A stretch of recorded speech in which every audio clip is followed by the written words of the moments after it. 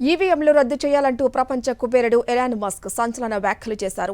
ఇటీవల పోర్టోరికో దేశంలో electronic voting మెషిన్లలో అవకతవకలు జరిగాయని ఇండిపెండెంట్ ప్రెసిడెంట్ అభ్యర్థి Robert F Kennedy junior tweet చేశారు. ఎలక్ట్రానిక్ ఓటింగ్ యంత్రాలకు సంబంధించిన వందల కొద్దీ ఓటింగ్ అక్రమాలను ఎదుర్కొన్నట్లు వివరించారు. అదృష్టవశాత్తు పేపర్ ట్రయల్ ఉంది కాబట్టి సమస్యను గుర్తించి ఓట్ల లెక్కలు సరిచేసినట్లు చెప్పారు. ఎన్నికల్లో ఈవీఎంల వాడకాన్ని వదిలేసి మళ్లీ పేపర్ బ్యాలెట్కు తిరిగి రావాలని ఆయన పేర్కొన్నారు. దీనిపై స్పందించిన మస్క్ ఈవీఎంలపై కీలక వ్యాఖ్యలు చేశారు. ఎలక్ట్రానిక్ ఓటింగ్ మెషిన్లను రద్దు చేయాలంటూ వ్యాఖ్యానించారు. ఈవీఎంలను ఎవరైనా ఏఐ టెక్నాలజీ ఉపయోగించి హ్యాక్ చేసే అవకాశం ఉందని ట్వీట్ చేశారు.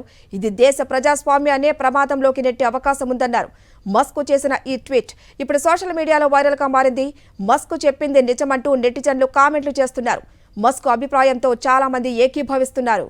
రాహుల్ గాంధీ సైతం ఈవీఎంల విశ్వసనీయతపై స్పందించారు. ముంబై నార్త్ వెస్ట్ లోక్సభ పరిధిలో ఎన్డీఏ అభ్యర్థి ఎంపీ రవీంద్ర వైకర్ బంధువు మంగేష్ ఎలక్ట్రానిక్ ఓటింగ్ మెషిన్కు అనుసంధానం చేసిన ఫోన్ ఉపయోగించినట్లు సంచలన నివేదిక బయటకు వచ్చింది. ఈవీఎం మెషిన్ను అన్లాక్ చేసే ఓటీపీని జనరేట్ చేసేందుకు ఈ మొబైల్ ఫోన్ను ఉపయోగించినట్లు పోలీసులు కేసు నమోదు చేశారు. దీనిపై రాహుల్ గాంధీ రియాక్ట్ అయ్యారు. భారత్లోని ఈవీఎంలు బ్లాక్ బాక్స్ అని, వాటిని పరిశీలించడానికి ఎవరికీ అనుమతి లేదంటూ ట్వీట్ చేశారు.